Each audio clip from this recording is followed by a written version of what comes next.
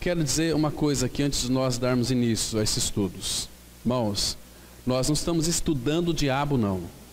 É para nós verificarmos as ciladas que a própria palavra revela para nós não cairmos num engodo satânico. A gente pensa que Satanás, como os homens criaram ele,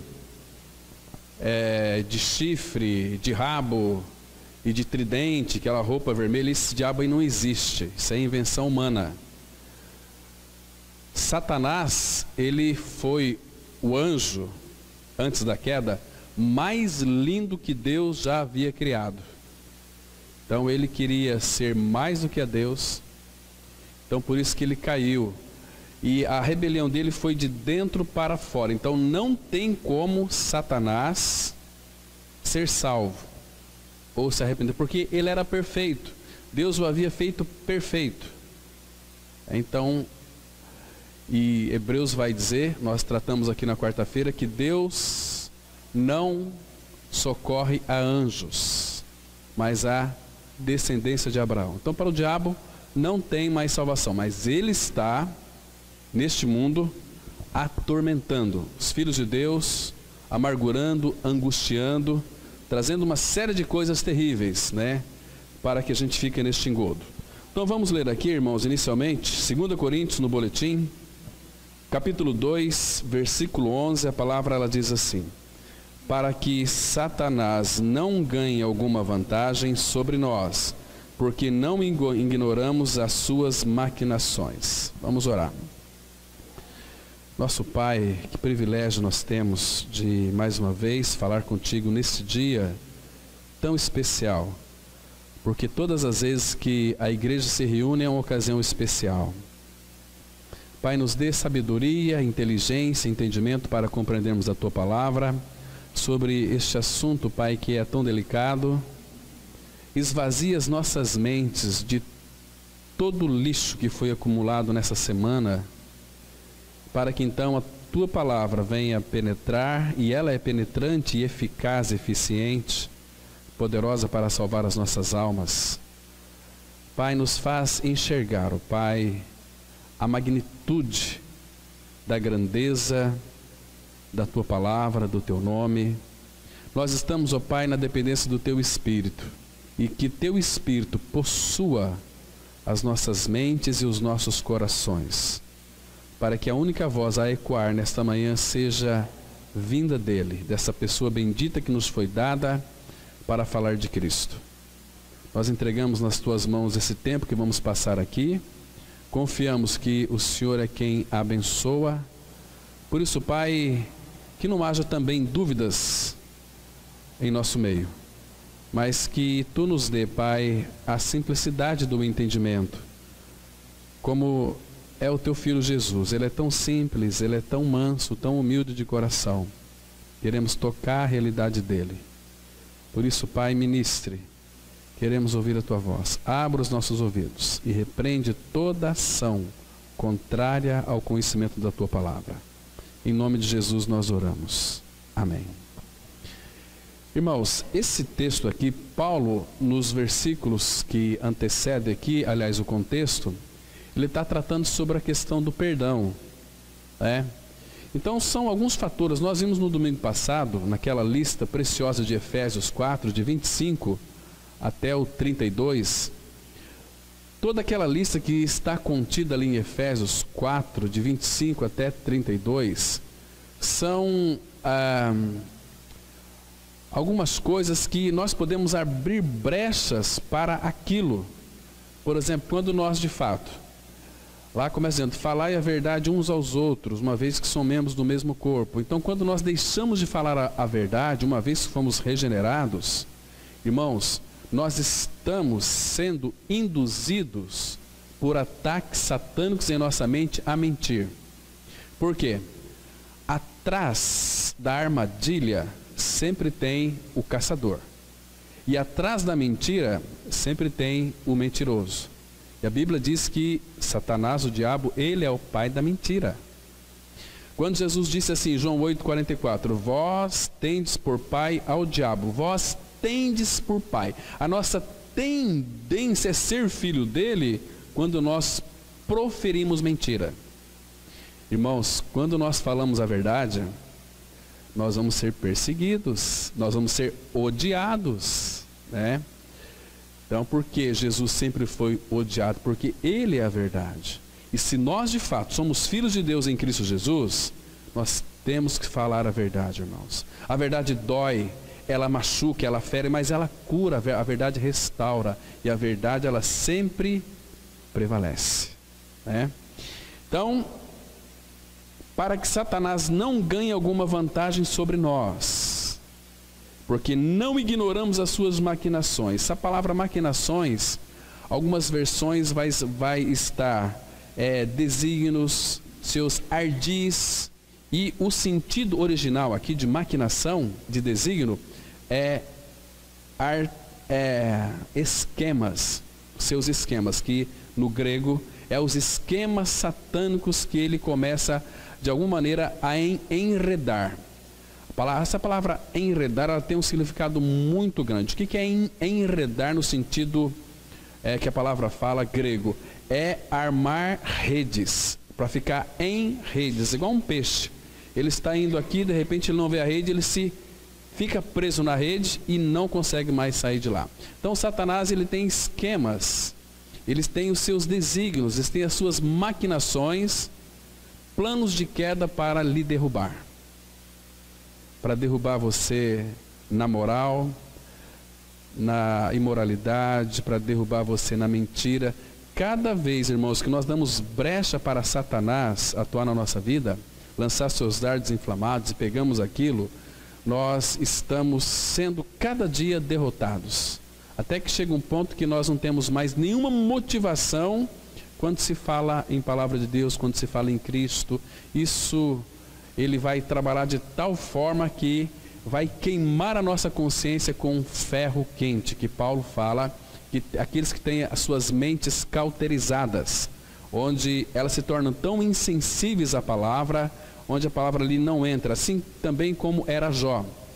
Deus disse que quando criou Jó, fez o crocodilo junto com ele. Então Jó foi comparado ao crocodilo. Crocodilo, vocês sabem, tem aquelas escamas, e quando elas se fecham, nem ar penetra ali. Deus disse: Jó, você é esse crocodilo, você é muito fechado, está totalmente cauterizado, mas a minha palavra, ela penetra aí dentro, né? Então, querido, Satanás, uma das suas maquinações, das suas artimanhas, principalmente no meio do povo de Deus, ele vai buscar homens e mulheres que às vezes são pessoas muito boas, pessoas não regeneradas, que foram convencidas a frequentar uma religião. Eles ficam dentro da religião, mas são homens bons, casais bons, de moral ilibada. Satanás precisa de homens bons, de homens e de mulheres de moral ilibadas. Para quê, irmãos? Para então poder agir. Porque aqueles que são homens bons e mulheres boas, e que não sejam de alguma maneira dedicados ao Senhor, então essas pessoas ele vai agir de alguma maneira para trazer as suas sedes. Por quê? Sabe por quê? Porque bons homens podem ser enganados, e Satanás precisa de bons homens e de boas mulheres para fazer com que as suas mentiras passem por verdades. Você tem alguma dificuldade em acreditar em um homem bom, né, que você ou conhece, que é uma pessoa boa, uma pessoa que tem uma ótima família, mas naquilo que concerne a palavra, Satanás vai usar esses homens bons, essas mulheres boas, para que então possa, de alguma maneira, enganar o povo de Deus, né? O Ademir leu ali no café da manhã que não leu outro, mas lá em 13:9, sobre as doutrinas várias e estranhas. Não se deixe envolver por doutrinas várias e estranhas. Vem em nome de Deus. Tem pessoas que elas pensam assim: tudo que é de Deus é bom. Não é bom, irmãos. Tudo que é de Deus não é bom. Tudo que Deus fez é bom. Mas desde que falo de Deus, não importa, eu aceito, eu creio, eu acredito, aí está o engano, aí está o engodo. Então Satanás vai usar homens bons. Satanás, ele tece as suas teias para que os filhos de Deus caem nas suas armadilhas. Então ele tem os seus esquemas muito minuciosos, planos de queda. Então ele começa a travar uma batalha junto com você para lhe derrubar, porque ele não tem mais direito sobre um filho de Deus. Mas ele vai fazer de tudo para que essa pessoa seja atormentada, ela seja ferida, seja machucada, seja desanimada, porque o diabo tem um DDD, dúvidas. Ele sempre vai lançar dúvidas, vai lançar desânimos e vai lançar desespero. Não tem mais jeito, irmãos. Às vezes é a hora que Deus está apenas começando, nós estamos desistindo, sendo desestimulados. E por quem? Pelo diabo, Então, irmãos, se nós vamos entender como melhor obter vitória, nós devemos saber quem é o nosso inimigo, E é isso que queremos fazer ao olhar para Satanás. Não para glorificá-lo, jamais, longe disso, mas para desmascará-lo. A finalidade desses estudos sobre domingo passado e hoje, para de alguma maneira ver como que ele atua sorrateiramente na vida da igreja. E se o Pai permitir, domingo que vem nós vamos analisar sobre os dardos inflamados do maligno, como que ele age na nossa vida. Mas, irmãos, uma das coisas, estava pensando hoje antes de vir para cá, quando Adão e Eva, eles pecaram, vocês se lembram que eles se esconderam atrás daquelas árvores e também fizeram aquelas vestimentas de folhas de figueira. Lembra lá em Gênesis 3?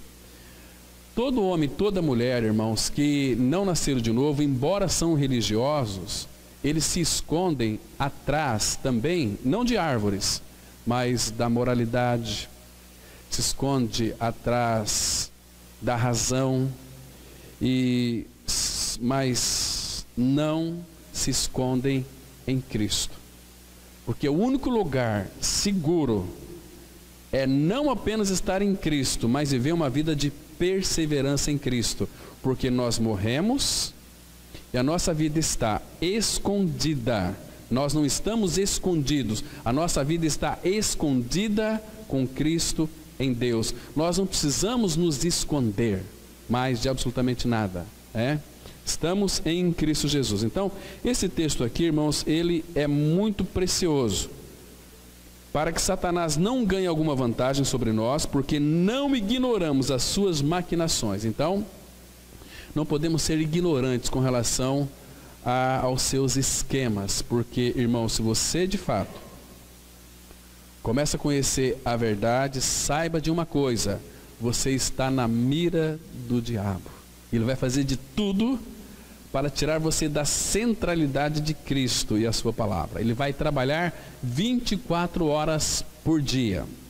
Então nós vamos aqui, juntos, no boletim, analisar alguns pontos interessantes. Então, não se enganem. Satanás é um ser real. Ele também é um inimigo explícito de Deus e de seus propósitos, de suas atividades e de seu povo. O nome Satanás significa adversário e diabo significa acusador.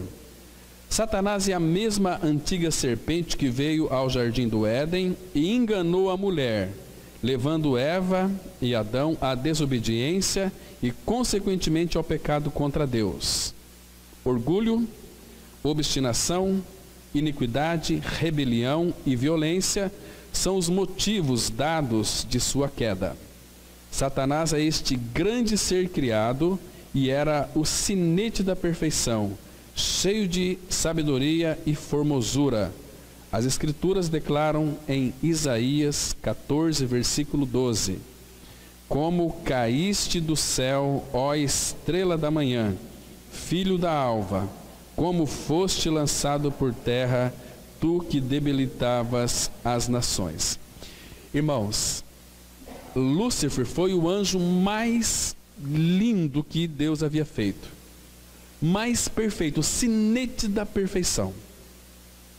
Então eu creio que entre os anjos, segundo a palavra coloca, havia uma hierarquia.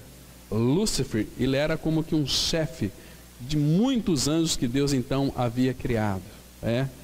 Mas, queridos, um detalhe aqui muito importante.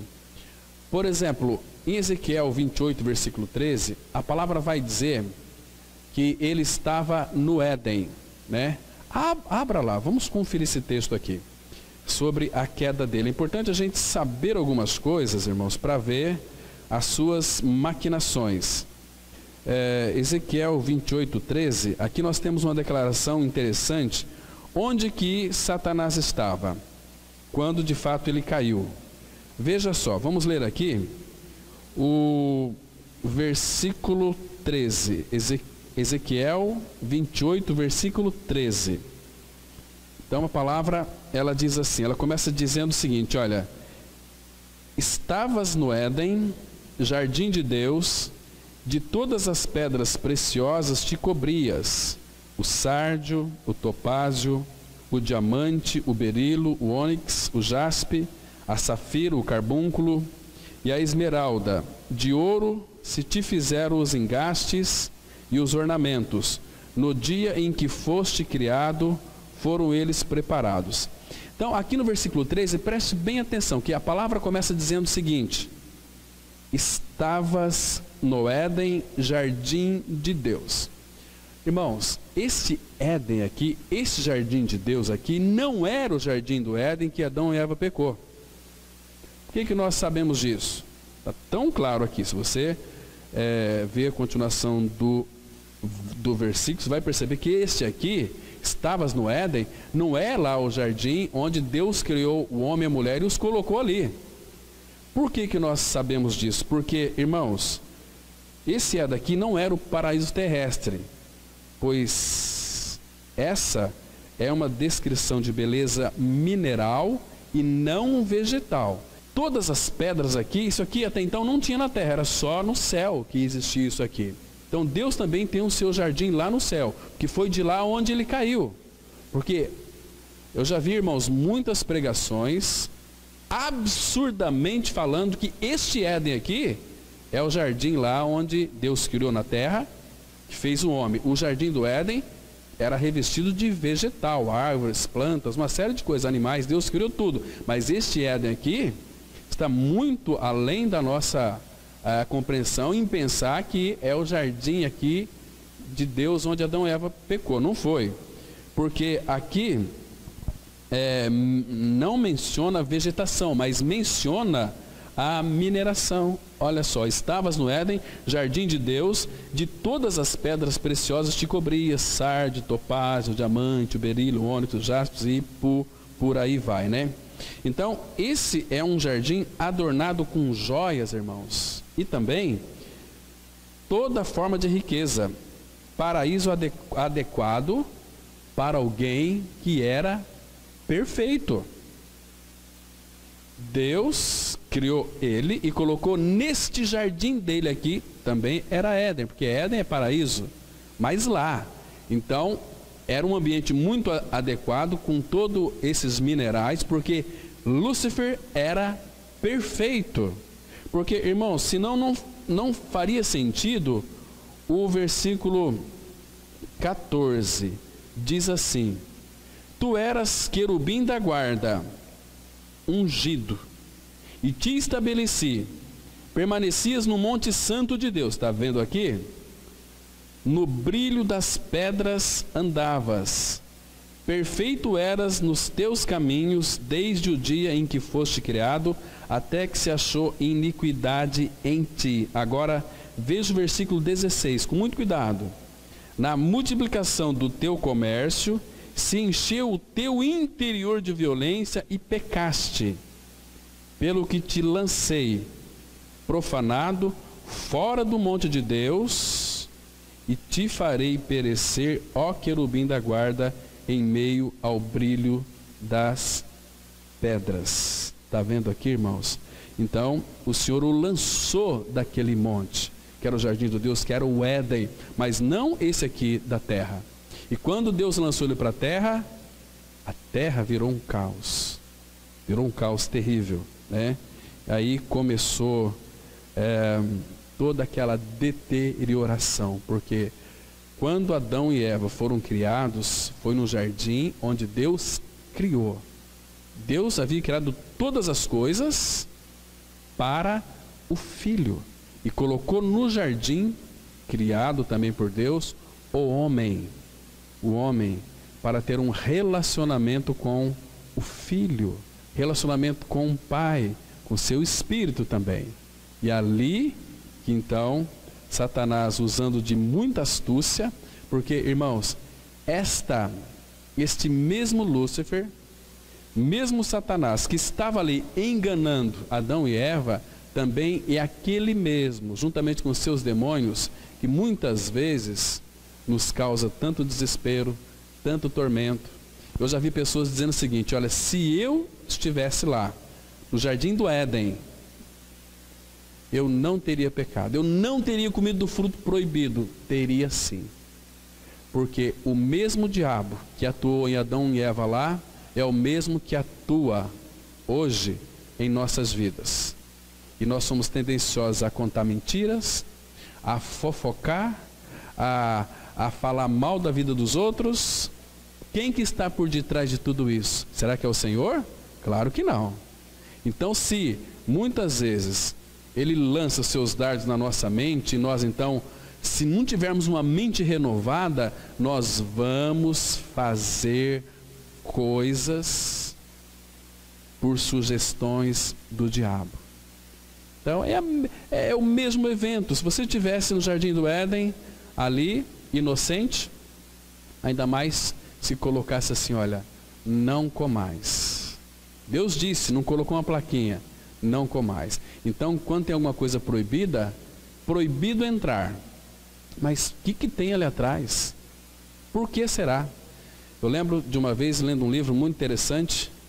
Um homem era muito religioso, né? Ele trabalhava para um fazendeiro. E o fazendeiro falou: olha, se você estivesse lá no jardim do Éden, você teria pecado assim. Eu não teria, meu patrão, jamais. Eu sou um homem de Deus. Aquele todo religioso, né? Estufa o peito: eu sou um homem de Deus, eu jamais teria pecado. Aí um dia esse fazendeiro chamou este homem com sua família para almoçar junto com ele. Fizeram uma mesa linda, frango assado, porco assado, empururucado, uns pedaços de carne lá de boi assado, e colocou assim um prato e uma tampa em cima, e falou o seguinte: olha, esse prato aqui nós vamos comer só no final, então vocês não podem abrir, vão deixar para o final. Já colocou grilo na cabeça do homem. Aí comeram e conversaram, mas o homem sempre pensando: o que será que tem ali naquele prato? Aí a mulher saiu de propósito, ele ficou ali e falou o seguinte: olha, meu amigo, eu vou dar uma voltinha aqui, mas já a gente volta para a gente ver esse prato aí, mas por favor, não mexe nesse prato. E saiu. Não foi nem 5 minutos, o homem voltou e tirou aquela prato, estava tampado, e cadê o passarinho que estava ali? No momento em que os patrões saíram, eles, por curiosidade, foram ver que tipo de comida era aquilo. Então o homem colocou um pardal lá e o pardal voou. Está vendo só? Você teria pecado sim, né? Irmãos, nós temos uma tendência muito forte por aquilo que não pode. Por aquilo que não pode. Quer deixar uma pessoa curiosa? Coloca uma plaquinha ali: proibida a entrada de pessoas. Não entrem. Isso aqui é proibido. A gente vai querer entrar. Não abra. A gente fica, aquilo fica um comichão, que a gente tem uma tendência muito grande de usufruir daquilo, para querer ver aquilo, para querer. O que tem por detrás dessas coisas escondidas, né? E assim também é o homem, né? Então Satanás, ele sabe onde nos pegar, irmãos. Vamos continuar aqui então. Como caíste do céu, ó estrela da manhã, filho da alva, como foste lançado por terra, tu que debilitavas as nações. Aí vai dizer no 13, estavas no Éden, né? Mas ele foi lançado por terra. O título Estrela da Manhã pode ser traduzido como Lúcifer. Então, quando você ouvir essa palavra Lúcifer, significa estrela da manhã. E deriva de uma palavra hebraica que significa brilhante ou aquele que resplandece. O título Filho da Alva é uma expressão poética para estrela da manhã. Lúcifer, a brilhante estrela da manhã, é o primeiro nome dado a este grande ser angelical ao sair das mãos criadoras de Deus. Grande como era, ele não passava de uma criatura de Deus, responsável por obedecer a seu Criador. E por que ele não obedeceu ao seu Criador? As Escrituras respondem em Ezequiel 28, versículo 17, que diz assim: elevou-se o teu coração por causa da tua formosura, corrompeste a tua sabedoria por causa do teu resplendor. Aqui está um outro grande problema que todos nós temos, irmãos. A questão de a soberba do coração. Qualquer pessoa que nasce neste mundo, nasce contaminada pelo veneno da serpente. A mania de ser grande, da grandeza. Nós gostamos de ser reconhecidos, de sermos apreciados, né?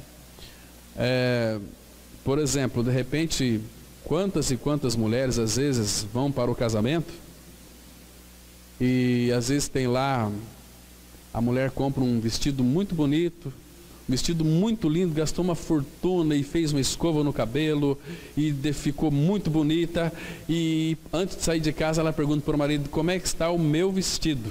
Como é que eu estou? Não é como é que eu estou, como é que está o meu vestido? Não, você está perfeito, esse vestido ficou maravilhoso. Aí vai para a festa de casamento, ou seja lá qualquer tipo de festa. Mas se ninguém fizer um elogio por aquele vestido, quando chega em casa, a primeira coisa que ela fala é o seguinte: olha, eu não gostei desse vestido. Um vestido bonito, perfeito. Mas por que você não gostou? Ele está estranho, está esquisito. Aí começa a achar defeito, porque alguém não reconheceu, não admirou. Olha que vestido lindo que você está. Aí o coração já... ai, que delícia, né? Oh, acertei no meu vestido. E quando duas mulheres vão para uma festa com dois vestidos iguais, encontram uma pessoa lá que tem um vestido igualzinho, pronto, parece que o mundo acabou. A pessoa prefere morrer. Meu amor, vamos embora para casa, porque não suporto mais essa festa de casamento. Mas por quê?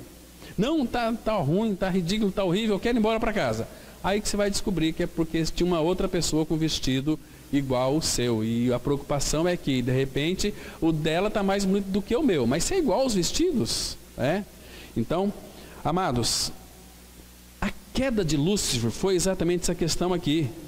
O mal dele: elevou-se o teu coração por causa da tua formosura. Ele se achava: não, eu sou sinete da perfeição, eu sou muito lindo, mais lindo que todos os anjos. Queridos, nós gostamos de pedestal. E este veneno aqui foi colocado em nossas correntes sanguíneas, irmãos. Nós somos uma raça de tendência a pódio.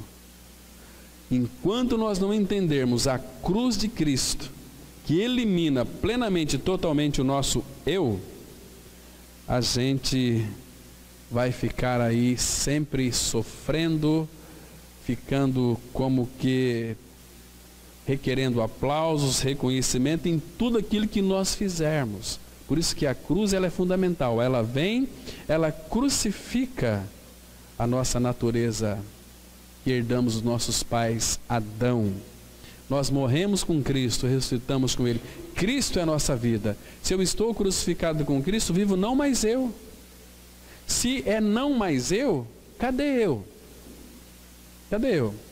Então, se as pessoas me reconhecerem, glória vai para Deus. Se não me reconhecerem, assim seja.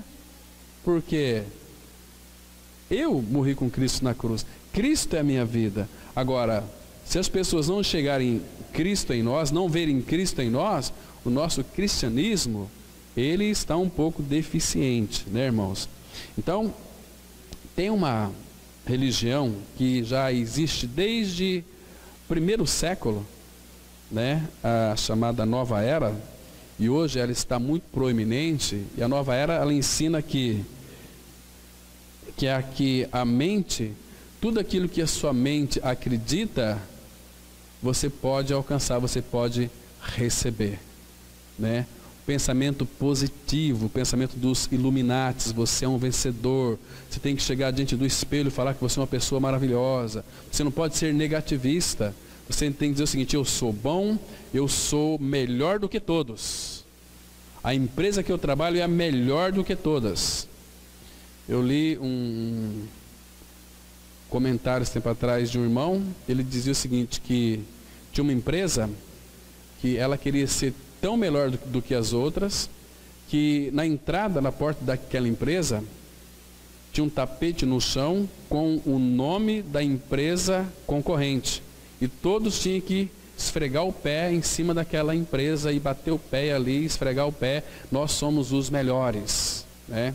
A psicologia ensina que você tem que ter uma autoestima. A Bíblia ensina que nós temos que ter a estima do alto. A psicologia fala que você tem que chegar diante do espelho, falar que você não é um derrotado, que você é uma pessoa 100%, que você é um vencedor, que você é isso, que você é aquilo. A Bíblia diz: negue-se a si mesmo, tome a sua cruz e siga-me. Lá no livro de Lucas 14:11, a palavra fala que todo aquele que se exalta será humilhado, e todo aquele que se humilha será exaltado. Não é fingir humildade, mas se humilhar. É quando alguém lhe ofende, quando você percebe que aquela pessoa tem algo contra você, e você vai lá e fala para ela o seguinte: olha, meu amigo, me perdoa. Isso é ser humilhado, né? Puxa vida, o Senhor Jesus Cristo, lá em Filipenses 2, Ele, que era Deus, não teve como usurpação ser igual a Deus, antes a si mesmo se esvaziou, assumindo a forma de servo, reconhecido em figura humana, e foi descendo para baixo até a morte, morte de cruz. Não tinha mais aonde descer, pelo que também Deus o exaltou soberanamente e lhe deu um nome que está acima de todo nome, para que ao nome de Jesus se dobre todo o joelho, no céu, na terra e debaixo da terra, e toda língua confessa que Jesus Cristo é Senhor, para a glória de Deus Pai. A palavra aqui fala: elevou-se o teu coração. Irmãos, abra sua Bíblia, por favor, lá em Isaías, capítulo 14, versículo 13 e 14. Esses dois versículos aqui, ele me chama muita atenção nessa questão de elevação do coração, que se refere também à queda de Lúcifer. Isaías 14, versículo 13 e 14, aqui é a causa da queda.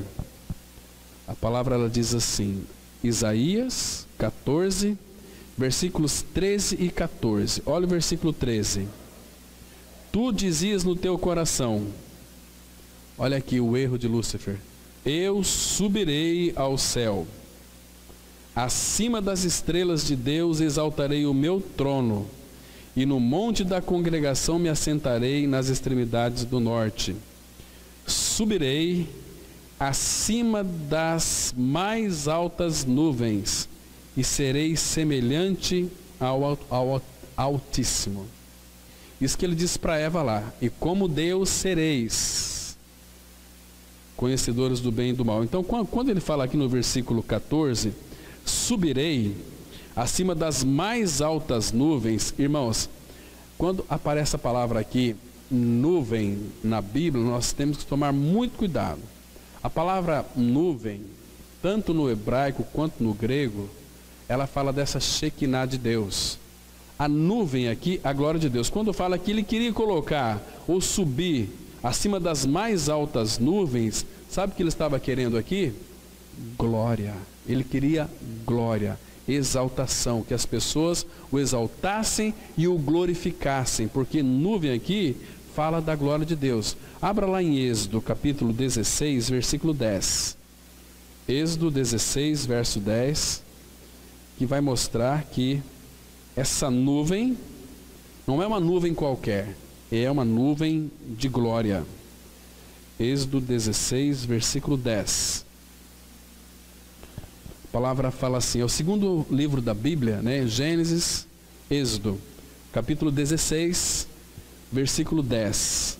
A palavra, ela diz assim: quando Arão falava a toda a congregação dos filhos de Israel, olharam para o deserto, e eis que a glória do Senhor apareceu na nuvem, nessa Shekinah.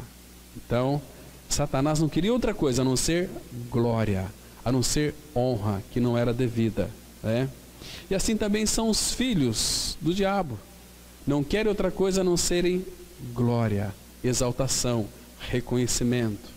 Chegar em primeiro, ser sempre o primeiro. No reino de Deus, para ser o primeiro, você tem que ser o último da fila. Nós não queremos isso para nós, irmãos. Mas sem essa de fato humilhação, nós não seremos exaltados de jeito nenhum. Neste exato momento, Satanás está em ação no mundo, nas nossas nações, cidades, igrejas, lares e vidas pessoais. E não ousemos ignorar os seus métodos e estratégias de combate contra nós. Vamos dar uma olhada aqui no livro de Jó 1, versículo 7, que diz assim a palavra: então perguntou o Senhor a Satanás: de onde vens? Satanás respondeu ao Senhor e disse: de rodear a terra e passear por ela. Então aqui, irmãos, tem um detalhe muito importante. Vocês se lembram que esse Satanás que rodeava a terra e passeava por ela, também está fazendo o mesmo hoje. Qual é a ação dele? Rodear a terra e passear por ela. Agora, onde está e onde atua Satanás e seus demônios? Às vezes a gente fica assim impressionado que, na maioria, principalmente no meio evangélico, fala mais de demônios do que de Cristo e a igreja, né? Por quê, irmãos? Porque Satanás, o que ele tem feito neste mundo é falar ou criar religiões. Quando nós não temos uma visão focada na pessoa de Cristo, uma experiência real com Cristo, nós vamos criar nossas próprias religiões, as nossas próprias maneiras de pensar. Então, eu não penso como você, então eu vou abrir para mim uma igreja que pensa como eu. Isso aqui não é você que está abrindo uma igreja, está abrindo uma igreja satânica com nome assim de evangélico. Tem nada de Cristo. Porque, irmão, se não passar pela cruz para alcançarmos o outro lado, não tem cristianismo verdadeiro. E quando não tem cristianismo verdadeiro, há desacordos de ideias. Porque Satanás não faz outra coisa a não ser confusão na vida das pessoas. Eu creio assim, outro crê de outra maneira. Não é assim. O Pai, pelo seu Espírito, está formando em nós a mente de Cristo, uma mentalidade de Cristo. Para quê? Para que nós pensemos a mesma coisa na palavra. Não estou falando de opiniões. Opiniões, cada um tem a sua opinião. Cada um tem seu nariz, então cada um tem a sua opinião. Mas na palavra, irmãos, nós não podemos pensar diferentes. Se pensarmos diferentes, em desacordo com essa doutrina, nós temos que perceber que por detrás tem um déspota cirandando a vida dessa pessoa, que ainda que seja um filho de Deus, mas que não teve a sua mente renovada, ele não vai experimentar qual seja a boa, agradável e perfeita vontade de Deus. Vai ficar sempre em dúvidas, né? E sempre desanimados, e sempre desesperado. E por aí vai, e Satanás começa a adquirir na nossa vida campo, espaço. Aí eles vêm assim: nós temos que avançar para frente, até às vezes uma linguagem muito boa. Não, nós não podemos retroceder. Queridos, Deus às vezes trazia o povo de Israel para trás para eles aprenderem a lição. Foram tão rápidos. Você lê, por exemplo, as 42 peregrinações do povo de Israel lá no Egito. Quem vai para frente e não aprende nenhuma lição é cobra. A cobra é o único animal, irmãos, que não pode se mover para trás. É sempre para frente. Ela vai... Por quê? Porque ela foi amaldiçoada por Deus lá no Jardim do Éden, em Gênesis 3,14. Né? Então a serpente lá do paraíso, ela encontra-se em um caminho estreito, onde não tem como ela voltar para trás. Ela só vai para frente. Só é possível arrastar-se para frente de um erro para o outro. Mas nunca volta no sentido para retratar alguma coisa, para tratar alguma coisa. Não, é para frente. Para frente. Um erro e outro erro e vai para frente. Ela não volta para trás. Né? Então, e hoje Satanás ele atua, irmãos, conforme diz Efésios 2, 1 e 2, que fala: Ele vos deu vida, estando vós mortos em delitos e pecados, no qual vocês andaram outrora, fazendo segundo o curso deste mundo, segundo as inclinações da carne, fazendo a vontade da carne e dos pensamentos, né? Que fala que são induzidos pelos principados e potestades que atuam, eles atuam nos filhos da desobediência. Eles atuam. Desobedeceu, tem brecha para ele. Não adianta nós confessarmos a nossa morte com Cristo e sermos desobedientes ao Senhor e à sua palavra. Então, Satanás vai atuar nos filhos da desobediência de Adão, que não foram tratados. Vamos ler esse texto? Ele é importante, irmãos. Efésios 2, 1 e 2. Que vai mostrar o campo da atuação do diabo. Efésios capítulo 2, versículo 1 e 2. A palavra diz assim, olha: Ele, Efésios 2, 1.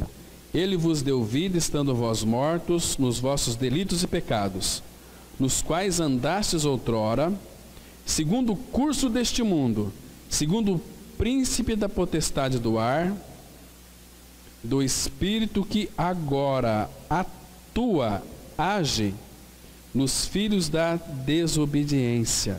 Está vendo aqui? Então, ele vai agir, vai atuar nos filhos da desobediência. Aqueles que de fato até conhecem a palavra, mas não a obedecem. O diabo atua, porque a pessoa abre brecha para ele. Vamos continuar. Se você é um nascido de novo, prepare-se para enfrentar um diabo furioso. Você pode não querer pensar nisto ou até aceitar, mas se estiver determinado a seguir Jesus de todo o coração, Satanás escolheu você para destruir. E não há tréguas nesta peleja, irmãos. Não há tréguas. Vamos ler aqui, Eclesiastes capítulo 8, versículo 8, a palavra fala assim: Não há nenhum homem que tenha domínio sobre o vento para o reter, nem tampouco tem ele poder sobre o dia da morte. Não há tréguas nesta peleja, nem tampouco a perversidade livrará aquele que a ela se entrega. Está vendo aqui? Separar essa frase aqui: nem há tréguas nesta peleja. Irmãos, se não há tréguas nessa peleja aqui, como que Satanás atua e age? 24 horas por dia, irmãos. Você quer ser bastante tentado? Quanto mais santo você for, mais tentado você vai ser. Entende? Então, quando Spurgeon, ele algumas vezes terminava de pregar uma ministração, considerado como o príncipe dos pregadores, algumas pessoas se chegavam até ele e diziam o seguinte: olha, Spurgeon, a tua pregação foi uma bênção. Qual que é a tendência, né? De repente, eu e você, a gente termina de pregar, dá uma preleção maravilhosa, as pessoas chegam para nós: Pastor Cláudio, meu amigo, minha amiga, mas que mensagem maravilhosa, que mensagem linda. Qual que é a tua reação com relação a isso? É de se ficar cheio, né? Então, uma vez falaram para Spurgeon assim: Spurgeon, mas que pregação linda, maravilhosa, preciosa. Sabe o que Spurgeon respondeu para aquela pessoa? O diabo já falou que foi uma bênção. Meu Deus! Porque, irmãos, nós não sabemos lidar com o elogio. O elogio tem a tendência de nos corromper, porque nos deixa a gente cheios, né? Puxa vida, olha aquela pessoa lá, ela é muito importante. Ela é uma... A gente se enche. Olha o perigo aí, irmãos. Lembra que nós somos como aquela bexiga, né? Bexiga, quando vai aí no mato, o primeiro espinho que tem já murcha ela, já fura ela, acabou o ar, né? Temos que vigiar sobre essa questão aqui, irmãos, de ficar cheio, porque diabo, ele não dá tréguas. Nessa peleja não há tréguas, ele vai lhe atormentar constantemente. E quando achar uma brecha, ele entra e faz um estrago que muitas vezes vai demorar 2, 3, 4, 5, 15 anos para restaurar, ou para fazer de repente aquele reparo, para fazer uma restauração plena. Irmãos, que mal que tem uma pessoa chegar naquela árvore muito bonita, com aquele fruto muito lindo, e comer daquele fruto que Deus diz para não comer. Por que que o mundo está como está hoje, irmãos? Você vai nos hospitais, você vê as pessoas doentes, morrendo, sem nenhuma esperança, totalmente acabada, vidas ceifadas, tudo porque Adão e Eva, eles aceitaram a sugestão do diabo, que Deus disse, não comereis, e eles comeram. E hoje em dia, irmãos, com nós não é diferente, nós não podemos dormir. Nós temos que ficar bem atento. Se a palavra fala assim, não mintais uns aos outros, é Deus falando a mesma palavra, e nós temos a tendência de mentir. Não faleis mal uns dos outros. Queridos, a gente tem uma tendência de falar mal dos outros.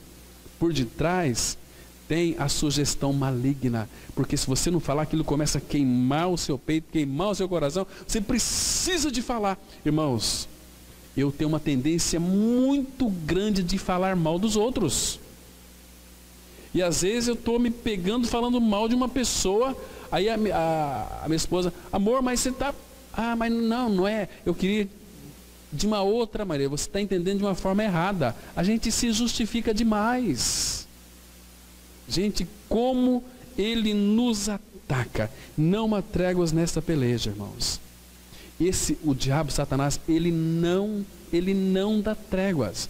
Contei para vocês uma história aqui algum tempo atrás, sobre aqueles 2 homens, iam caminhando. Ele vinha uma perspectiva boa em todas as coisas, né? E o outro era um cara tão negativista. Aí ele olhou assim, para uma casa bonita, né? Olha, que pintura linda, que casa verde, que casa maravilhosa. Aí aquele outro falou, mas você vê, ela é meia torta aquela casa, né? Aí eles estavam caminhando, viu lá um cão morto, falou, olha que cachorro, que dentes bonitos, que caninos lindos tinha.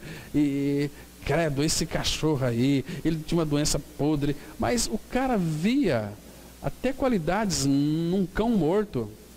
Aí outro ficou já indignado, falou, mas esse cara aí, eu vou pegar ele. Meu amigo, o que você acha do diabo? O diabo, ô rapazinho trabalhador, hein? Porque ele não dá tréguas. Você sai de uma tribulação agora, ele vai cercar você com outra. Abra sua Bíblia, irmão, deixa eu mostrar para vocês aqui.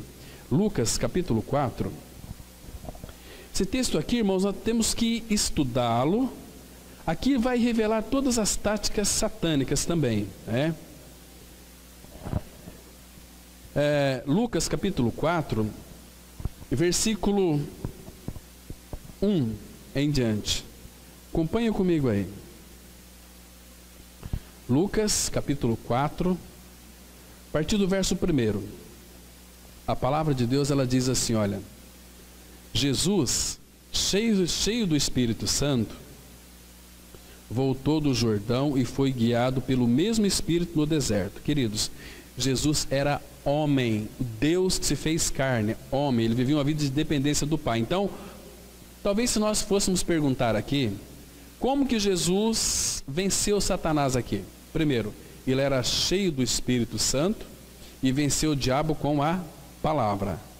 Jesus cheio do Espírito Santo. Versículo 2: Durante 40 dias, sendo tentado pelo diabo, então aqui não tinha nenhuma trégua, foi 40 dias sendo tentado pelo diabo. E o Espírito Santo colocou aqui 3 tentações, de tantas as outras que Jesus foi tentado, mas são 3 que envolvem a nossa vida, as mais principais. Olha só, nada comeu naqueles dias, ao fim dos quais teve fome, disse-lhe então o diabo: se és o Filho de Deus, manda que esta pedra se transforme em pão. Queridos, volta aqui no capítulo 3, olha o versículo 21 e 22. Aqui, Lucas 3, 21 e 22, quando Jesus foi batizado lá no Jordão por João Batista. A palavra diz assim: e aconteceu que, ao ser todo o povo batizado, também o foi Jesus, e estando ele a orar, o céu se abriu. E o Espírito Santo desceu sobre ele de forma corpórea, como pomba, e ouviu-se uma voz do céu. Olha a voz do céu aqui, Deus dizendo: tu és o meu filho amado, em ti me comprazo. Deus disse, e Jesus tinha convicção disso, que ele era filho de Deus. Tu és o meu filho amado. Agora, veja aqui em Lucas 4:3. Disse-lhe então o diabo: se és o filho de Deus. Deus disse que não era. Olha, o diabo estava colocando aqui em xeque a filiação de Cristo. Ele às vezes faz isso comigo e com você. Quando? Porque, irmãos, você vai errar sempre.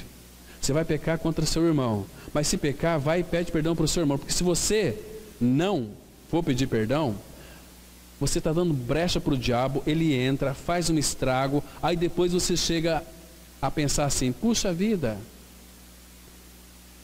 às vezes eu fico pensando, mas será que eu sou um filho de Deus mesmo? Porque as coisas que eu faço é tão estranha. É exatamente isso que ele quer, que você fica duvidoso com relação à sua salvação, com relação à sua filiação. A Bíblia diz que nós somos filhos de Deus em Cristo Jesus, uma vez que cremos em nossa inclusão no corpo de Cristo. Então ele vai colocar em xeque a filiação. Se és o filho de Deus, o que ele fala aqui? Manda. Eu não preciso de mandar nada. Deus é meu Pai. Eu sou filho do meu Pai em Cristo Jesus, pela obra que Ele consumou no Calvário. Você tem que fazer alguma coisa que mostra que você é... Não, eu conheço quem habita em mim. E aí depois, olha só aqui o versículo 6. Disse-lhe o diabo: dar-te-ei toda esta autoridade e a glória destes reinos, porque ela me foi entregue, e a dou a quem eu quiser. Portanto, se prostrado me adorares, toda será tua. Mas Jesus lhes respondeu: olha aqui, está escrito: ao Senhor teu Deus adorarás, e só a Ele darás culto. Satanás, ele busca adoração, e vai fazer de tudo para ter a tua adoração. Sabe quando e como que Satanás alcança a nossa adoração? É quando a gente de repente compra um carro novo, né? Puxa vida, ai que carro lindo, mas esse carro é precioso. A gente começa a adorar aquilo. Tem pessoas que falam, tem pessoas que dizem que adora pudim. Eu adoro uma costela assada. Você vai adorar aquilo com um fim triste que vai ter? Não é para você adorar, para você saborear, para você gostar. Não é assim? Eu adoro você, minha querida esposa. Querido, é um termo totalmente errado. Amo você, gosto de você, vou te protegê-la. Adoração, cuidado com essa palavra, irmãos. Muito cuidado. E aí, então Jesus mostrou a palavra: ao Senhor teu Deus adorarás, só a Ele darás culto.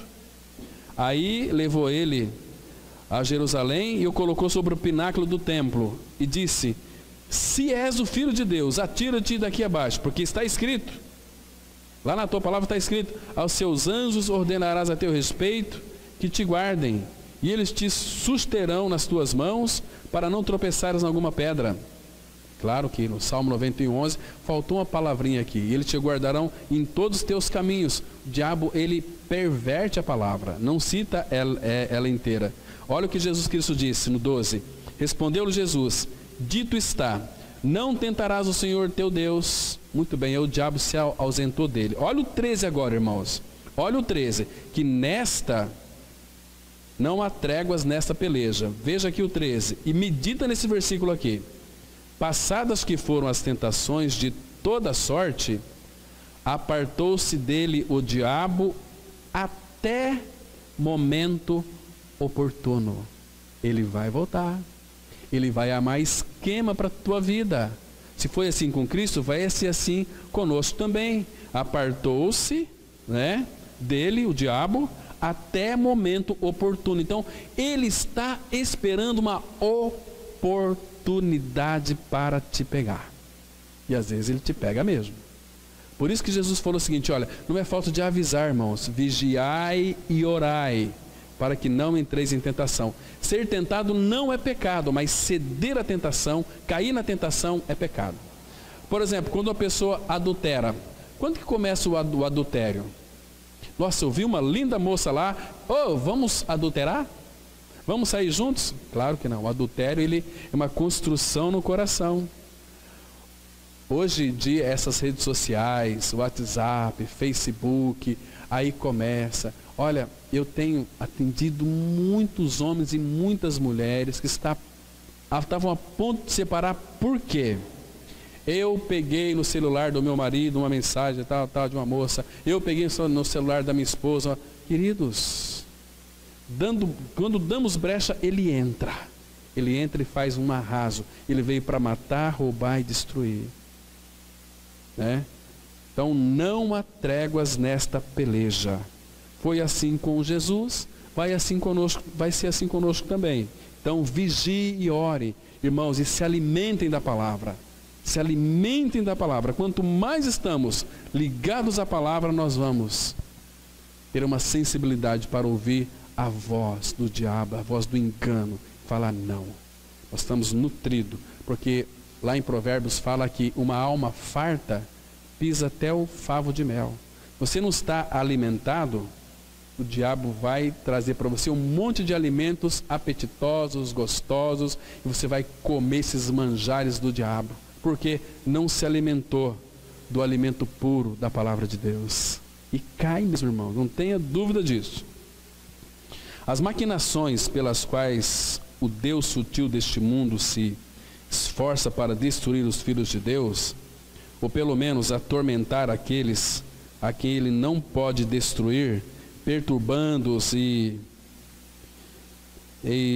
embaraçando-os no correr a carreira que lhes está proposta, são incontáveis, como as estrelas do céu ou como as areias de beira-mar.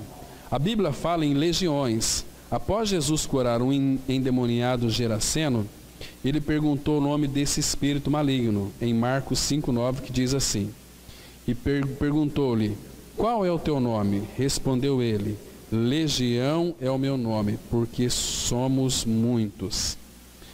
Essa palavra aqui, irmãos, legião, é a designação da maior divisão de soldados romanos. Para 6.000 soldados romanos é uma legião. Olha, nós temos uma legião de soldados romanos na época lá. Então, quantos soldados era uma legião? Era 6.000 soldados, era uma legião. Claro que aqui, quando se fala em Satanás, diabo, é muito mais, porque a palavra fala que quando Lúcifer caiu, ele trouxe uma terça parte e trouxe junto com ele, né? Então são legiões. Eles estão em muitos lugares. Aqui, principalmente dentro dos templos evangélicos, onde se prega a palavra, aqui nos nossos lares, estão usando de todas as artimanhas para tentar tirar o nosso foco da palavra de Deus, né?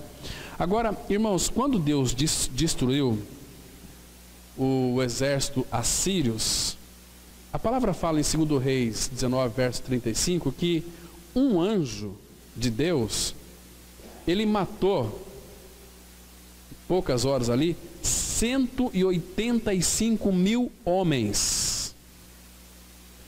Agora imagina, irmãos, quantos anjos está a favor, a trabalho do Pai, que não caíram. A Bíblia, por exemplo, vai dizer lá em Apocalipse capítulo 5, versículo 11, milhões, milhares de anjos. Então são incontáveis os anjos. O Espírito Santo, muito cuidadoso, para a gente não se empolgar com anjos, nós temos que se empolgar com Ele. Ele escreveu assim, usando o apóstolo Paulo: ainda que nós, ou mesmo o anjo vindo do céu, vos pregue evangelho que vá além do que temos pregado, seja maldito. Então que nós, irmãos, nos envolvamos com o Senhor. Vamos ficar atrás de anjos, não. Como é que nós vamos identificar se é um anjo do Senhor ou se é um anjo caído? Nós não temos esse discernimento, né? Então fique com o Senhor. Eu quero a ti, Senhor, porque a palavra fala no Salmo 121, o Senhor é quem te guarda, Ele é tua sombra à tua direita. Então se Ele é quem me guarda, Ele tem todo o poder, Ele tem toda a autoridade. Irmãos, agora no Antigo Testamento, nosso Senhor usou muitos anjos para fazer a sua obra ali, muito interessante. Mas cuidado com anjos. Vamos aqui, irmãos, continuar. Sendo eles muitos, os ataques são constantes, principalmente na área familiar. Casamentos cristãos estão agora sob seu ataque, como nunca estiveram antes. Um casal pode se amar por anos e um dia, de repente, envolve-se em dificuldades, em lutas terríveis, que não entende o porquê. Num minuto, a fiel esposa diz: amo meu companheiro. Mas, minutos depois, ela grita: eu não aguento mais este homem, não quero ficar perto dele. O que é isto, senão uma tentativa satânica de devorar e destruir um casamento vindo de Deus? Ele veio com essa finalidade, destruir. João 10:10, a palavra de Deus, ela diz assim, olha: o ladrão vem somente para roubar, matar e destruir. Eu vim para que tenham vida e a tenham em abundância. Então, irmãos, o ladrão ele veio para matar, roubar e destruir, mas Cristo veio para que nós tivéssemos então vida e vida em abundância. Dia após dia, esses casais ficam desanimados, tentados e desesperados. E logo Satanás enche-os com outros pensamentos acusadores. Você falhou como pai, você não consegue fazer nada certo. Queridos, Deus nunca vai nos acusar. Quem acusa é o diabo. Quando uma pessoa começa a lhe acusar, ainda que você fez aquilo errado, queridos, acusação vem do subsolo dos quintos dos infernos. Acusação para oprimir a sua vida. Você pecou, você errou, você falhou, o Senhor vai lhe corrigir da maneira dele, Mas quando tem muita acusação, por favor, não fique bravo quando for acusado por alguém, porque por detrás daquela pessoa tem as ações satânicas, usando aquela pessoa para lhe acusar, porque ele é acusador. O diabo é acusador dos nossos irmãos, E logo Satanás enche-os com outros pensamentos acusadores. Você falhou como pai, você não consegue fazer nada certo, e você não conhece intimamente a Deus, você é falso, hipócrita, você não é o que as pessoas pensam que é, você é um triste exemplo do que um cônjuge cristão deveria ser. O que está acontecendo neste relacionamento não pode ser diagnosticado por um conselheiro, por um pastor ou por um psicólogo. Ninguém consegue sondar o espírito destruidor que agarrou esse casamento. Portanto, é nosso dever, como filho de Deus, em Cristo, nos apossar de toda a armadura de Deus. Efésios 6:3, a palavra fala assim: portanto, tomai toda a armadura de Deus, para que possais resistir no dia mau, e depois de terdes vencido tudo, permanecer inabaláveis. Irmãos, aqui um detalhe muito importante: tomai toda a armadura de Deus. E no versículo 14 desse mesmo texto aqui, fala que é para a gente se cingir com a verdade, para que possais resistir no dia mau. Queridos, esse dia mau vem e todos nós passamos por um dia mau. Um dia de angústia, um dia de aflição, tem um dia mau. Aquele dia que, irmãos, parece que o céu se fechou, parece que tudo dá errado, tem um dia mau na nossa vida. Como tem um dia do aniversário, o dia do casamento, o dia do nascimento do filho, tem um dia mau também aqui. O dia mau. A palavra fala que os dias são maus, mas na nossa vida especificamente vai ter um dia mau. No dia, um apontamento no dia mau. E depois, mas só que nesse dia mau, fala aqui, depois de ter vencido tudo, porque nós somos vencedores em Cristo Jesus. Não é para a gente, venci e acabou a batalha. Não, nessa batalha não há tréguas. Devemos permanecer inabaláveis, firmes, consistentes, olhando para Cristo, alimentando a sua palavra. Ele não vai ter vez na nossa vida. Ele vai rugir como leão em volta, mas não vai poder adentrar. Pode até cirandar, né? Pedro estava chegando, Jesus, quando viu Pedro, disse o seguinte: Pedro, eis que Satanás vos pediu para cirandar como trigo, mas eu roguei por ti. Irmãos, nós temos diante do Pai um intercessor que conhece todas as coisas, que também o diabo não pode fazer nada contra um filho de Deus se não for por permissão de Deus. Porque Jesus disse assim: Pedro, Satanás vos pediu para cirandar como trigo. Eu disse que sim, mas eu roguei por ti, né? Então, aquela provação que você vai passar amanhã, vai passar, mas o Senhor Jesus já rogou por nós. Que maravilhoso é o nosso Senhor. Satanás está no ataque contra todos os lares onde Jesus é o Senhor. E ele não irá descansar até que esgote todos os estratagemas para destruir, trazer ruína e caos. Todas estas provações, dificuldades e tentações são conhecidas como corrente de águas do diabo. João escreve sobre isto em Apocalipse 12, 15 e 16, que diz assim: Então a serpente arrojou da sua boca atrás da mulher água como um rio, a fim de trazer com que ela fosse arrebatada pelo rio. A terra, porém, socorreu a mulher, e a terra abriu a boca e engoliu o rio que o dragão tinha arrojado de sua boca. Irmãos, deixa eu reler aqui. Eu havia li aqui uma palavra errada, para fazer a questão da edição. Então uma serpente arrojou da sua boca atrás da mulher água como um rio, a fim de fazer com que ela fosse arrebatada pelo rio. A terra, porém, socorreu a mulher, e a terra abriu a boca e engoliu o rio que o dragão tinha arrojado de sua boca. Isso aqui vai ser mais para frente, futuramente, né? Que João teve aquela grande visão da igreja. Essa serpente, aquela mesma, arrojou, ela tirou da sua boca, atrás da mulher, água como um rio, a fim de fazer com que ela fosse arrebatada pelo rio. A terra, porém, socorreu a mulher, e a terra abriu a boca e engoliu o rio que o dragão tinha arrojado da sua boca. Né? Deixa eu colocar de uma outra maneira para vocês. A palavra fala que o nosso Pai Celestial, irmãos, nesse mundo, enquanto a igreja estiver aqui, Ele vai sempre frustrar os desígnios das nações. Toda arma contra nós não vai prevalecer. Qualquer tipo de arma que se levanta contra nós, vamos ver pelo menos 3 versículos bem rapidinho. Abra aí em Isaías 54, versículo 17. Isaías 54, versículo 17. A palavra ela traz uma revelação tão linda. O Senhor sempre vai frustrar as astutas ciladas do diabo. Mas agora, temos que estar em constante comunhão com Ele, muito ligado a Ele, senão nós vamos sofrer as consequências terríveis da ação satânica. Versículo 17, Isaías 54, verso 17, a palavra diz assim: Toda arma forjada contra ti não prosperará. Toda língua que ousar contra ti em juízo, tu a condenarás.